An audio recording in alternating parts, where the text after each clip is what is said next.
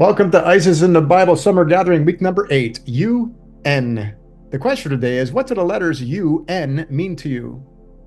We had great discussion, so you'll see it when I put it in. If anybody wants to jump in, if you think of another word, please do. The U and N are not merely random letters. Their shape, reversal, and placement within the alpha beta invites us to look at polarity, reflection, and return. When we wrap the alpha beta around the zodiac, something interesting appears. What seems to be two opposites may actually be two expressions of one continuous connection. Today we will follow the UNNU through language, nature, the heavens, the womb, the ether, and ultimately back to unity or one love. I'm glad you're gathered together today.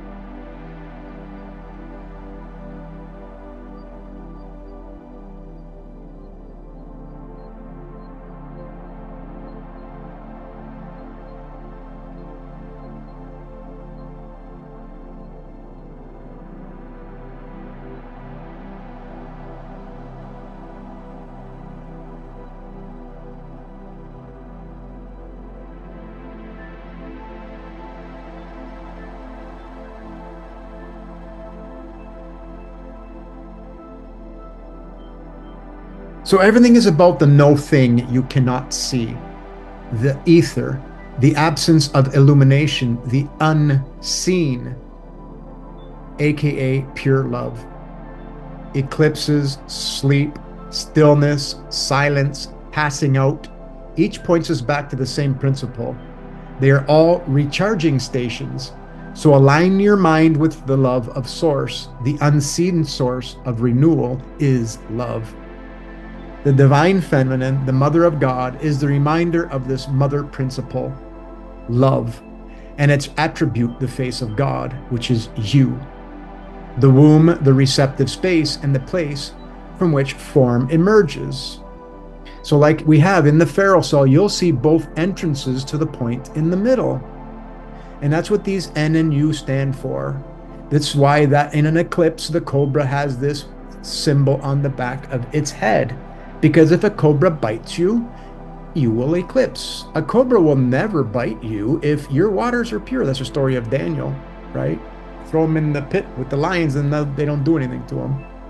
Same in the verse in the Bible. You will walk amongst the asp, which is a viper, and the basilisk. And nothing's going to happen to you because they don't feel the vibration. They don't feel that there's a karmic debt you have to settle. So that's what these represent, the two black holes that are also in the sky. So the eclipse that happened on August the 12th, it's a sign before the eclipsing Lion's Gate that we're coming up to. It's not an eclipse that you see, it's more of one that can be internal depending on where we're at with our work. It's an inner eclipse, it's a natal dependent. So for everyone, the measure is the same because Venus is aligned Icarus exactly at the eclipse today.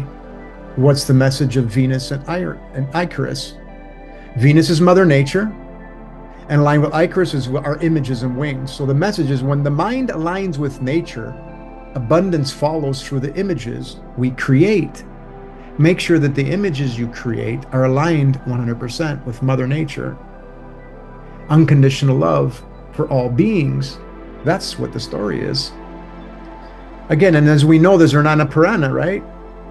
During this eclipse, this is all the one. So everybody's talking about a parade of planets on one side. Well, it's more than a parade. It's half the chart. Again, it's Annapurna with Mary Magdalene and Pluto, God the Father, right? The divine masculine, Earth and Mother, controlling the chart and doing this retrograde dance, which is the Knights Templars. So people are going to take a rest. So all these people in Indiana and all that, a lot of those people without power, guess what they're doing? They're taking a rest. So you're going to see more and more of this all the way up and through till Christmas and probably into the new year. So that's the beautiful alignment that we see. So it's important to note that the witness of this eclipse was exactly around California, BC location and Russia. So this witnessing line was exactly here where you can see these two little dots here. That's the location in the zodiac. So the natal Earth position, the location of that witness, this line is actually on California, the ascendant-descendant harvest line, the equinox, the dielectric inertial plane. So did people feel anything? So we'll find out. Western Russia, Kazakhstan, Turkmenistan, Afghanistan, Pakistan, India, and China. Now get this, here's where it's interesting. The Northwest Territories, British Columbia, Washington, Oregon, and California. So are those fires telling us about the upcoming eclipse? There's always fires there, but they were a little bit more than normal, way ahead of normal. 4 million versus 3 million for the season, and we've already had 4 million hectares go. So again, a friendly reminder of the Lion's Gate that as we approach, it will prove to be quite the vacuum in some people's hearts. Be brave if you feel something. Also, if all is clear, be prepared to feel invigorating love. And like Susie keeps saying, I get goosebumps, goosebumps, goosebumps. So that's what we're expecting in this group. You're going to feel all kinds of beautiful things as we get there. Because this is what this beautiful eclipse is part of Mother Nature coming into the Lion's Gate, major eclipse of the heart. So Leo is a sign of fire, and with the sun there, it should prove interesting. So always learning if you guys got anything. And interestingly enough, Patricia Lehman, she's Patricia Awian Lehman, she shared this gem. How synchronistic is this? Do you see the two lions? With this would must be the gateway of Regulus, I'm guessing, but it sure seems fitting for her to send that at this time. So the Lion's Gate, Royal Gateway, again, the sun, the U, right, the South Node, and Regulus align on August 22nd, 23rd, depending on where you live. It's quite the magic, folks. It's beautiful because these are entrances to the pure point in the middle, which is pure love.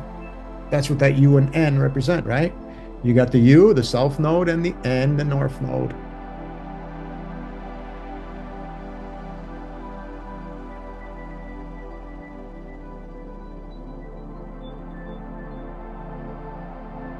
So when you wrap the alpha beta around, you got the alpha and the omega. We won't go into all these, but you have the U and the N, because the M and the N are in the middle, the Vesica Pisces, the two Marys. So there's the N, and at the bottom of the chart is the U. It's the alpha beta shows the UN, NU, and they are interchangeable, just like Kat said. Just as the nut is the seed, the N, the U with the T. So it's like potential, because the black is potential, and then this is the attribute which dies on the cross, because the seed grows and then it dies and then it grows and then it dies, the cycle of life. So we didn't make these letters up for no reason, because it's part of what we witness in the sky. So UN words and NU words, a lot of these were spoke about. Again, the U and the N are the same as the North and the South Node that we use in astrology, but it's also on the back of the head of the cobra. So two apparent entrances, but it's one ether, source, unity, love, pure potential, pure energy. Remember, we're in expensive energy, and then we go back to pure energy, and then we expend energy and we come back. So again, that's a head and a tail, one serpent. The cobra has the mirrored hood, the glyph. The U and the N is inversion or opposition. So here's some words: the unity, union, the unseen, the universe. That was really good. And then Rosemary said, U and N, I thank you. Universe, the unknown, the unveil. Then we got nucleus. Isn't that beautiful, right? Because every atom has a nucleus. Of course it does, because every atom has that black hole, the two entrances, two sides to the one. Nurture, the nut, the seed, the numina, sacred mysterious presence, the null, no thing, the noon, the new, that's Egyptian cosmology and primordial waters. So we are witnessing the illusion of duality as two entrances to the same etheric source we call love. So we are truly blessed to see how Mother Nature works from the micro to the macro. You are never not in a womb of water. And as the Bible says, the waters are above and below, always surrounded by water. Folks, every atom is water. We just see them at different illuminations. different music frequencies. So again, this was this gentleman here, before he left the visible, Ron, an original stormtrooper, friend of Karen, sent this to Karen to send to me. And he saw a black hole in his camera, and he gave me the exact time and date. See, he saw this black in his camera, right? Next to the sun. Well, look at that exact moment, there's a sun with the north node. So it's not the moon that eclipses the sun, it's the north and south node. It's where the moon crosses the ecliptic, is what the way they explain it. Again, that's what every atom has, those two black holes. Nowhere to go but inward, and there's where the word none comes in. So some people said none. So there's nowhere to go but love. Be pure, be loved, be at one. The eclipse is just a reminder to stay in that state of mind. Align your mind with Mother Nature and love and the abundance she gives. There is a max throw of a magnet, and that was the Piscean age, and now it's time to rejoice. We have no choice. Folks, know that I'm not a preacher, nor a teacher, nor a leader. I just point to the simple truth that we all once knew. The nun, Vesta, convent field. You can see the word nun, right? N-U-N. One who has a knowing of this divine principle and attribute. We can only go so far. That's just like the story of Jason and the Argonauts. You can only go so far to the extremes, and then what happens? You get pulled back in.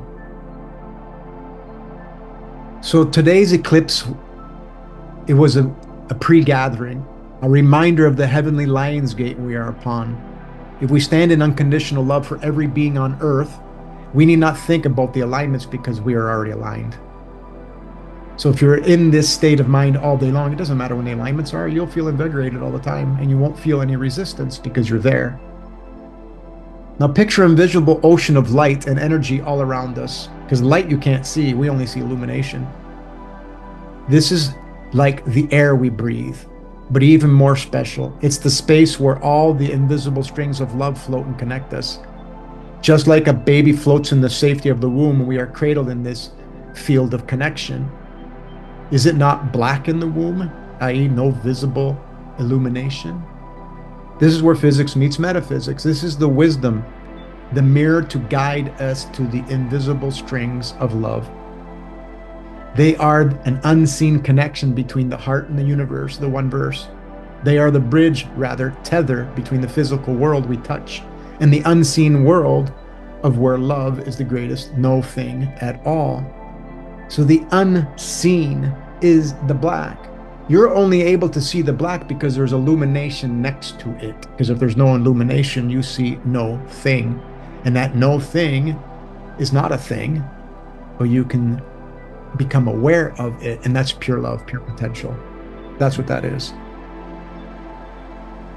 So because we know by proof that the sky has this, that entrance to every atom and womb has a black hole, no different to the navel womb relationship with mother and baby.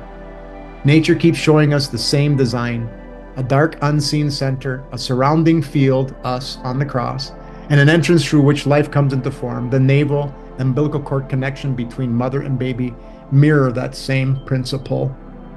You're never not in a womb. You're always in a womb. That's why they call this newt, nun, noon, right? You're always in a sky. You're always in the waters above and below, always connected to the mother. So the invisible string, you're connected to the mother through the navel cord, the one you can't see, always. It's impossible not to be. You're infinite. And when you stay in that state of mind and in this wisdom, you'll know everything is going to be right. So just like the scarab beetle, the image on the Egyptian walls, it's a reminder to align the mind's images with the giving and receiving with Mother Nature, using unconditional love and sharing. The scarab carries the image of its future while working in harmony with Mother Nature.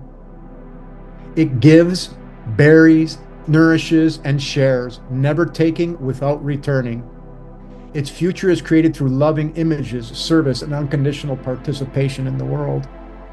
In law, and what we're talking about, that's usufruct. Usufruct is using the property of another. Well, if you're using the property of another, then you have to take care of it. So if you're using your labor hours to take care of an animal or an insect, they will turn around and take care of you. So it works both ways because we're all connected. And that love is a tether both ways, back and forth. And this whole beautiful process is all there on the Egyptian walls. It really is. It's all there. It's absolutely beautiful. So life appears from stillness and darkness, the unseen center before form.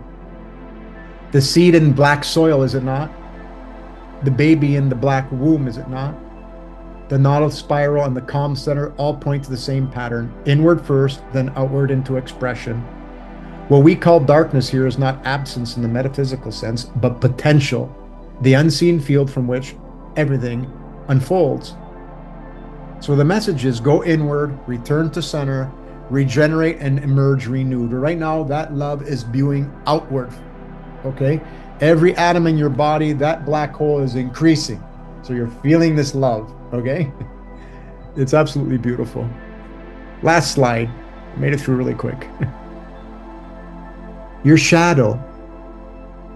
You think you're blocking light. No, you're not. You're blocking illumination. You can't block light. Light is that which you can't see. It's the black. It's the ether everywhere. So when you look at your shadow, you can see love. It's penetrating you everywhere. The shadow is the black light that is the all-pervading essence that is everywhere. You are being illuminated by the masculine sun, but tethered to the pure love black light of the divine feminine. The eclipse today in the Lionsgate on the 22nd, 23rd of August, it's to show you this connection, and it's infinite. You are infinite, and you are tethered to pure light. The black is the light. The sun is the illumination. That's where we always fail. We follow the sun, but we don't follow the mother. Isis, Eris, Madonna, Metekawada, Waipatlokafun, Freya, Kali, Madurga, Pele. Every culture has that, because when you follow the mother, you remember when she comes back. But if you don't follow the mother, she's going to show you anyway, and we're being shown right now, and she's taking down Babylon. And she's taking down structures. And she's replenishing the earth back so all beings get to have their home back. We can't displace Mother Nature with these Taj Mahals. She's taking them down. There's videos of buildings burning and trees still being green. The fires in France is because we planted all those pine trees, which are natural habitats, but guess what? That's not Mother Nature's natural state of being in that land. So the fire came and knocked those trees down. It'll reestablish all on its own. That's what Mother Nature's doing. So when you align with Mother Nature, it's all good. And that's all we have for today.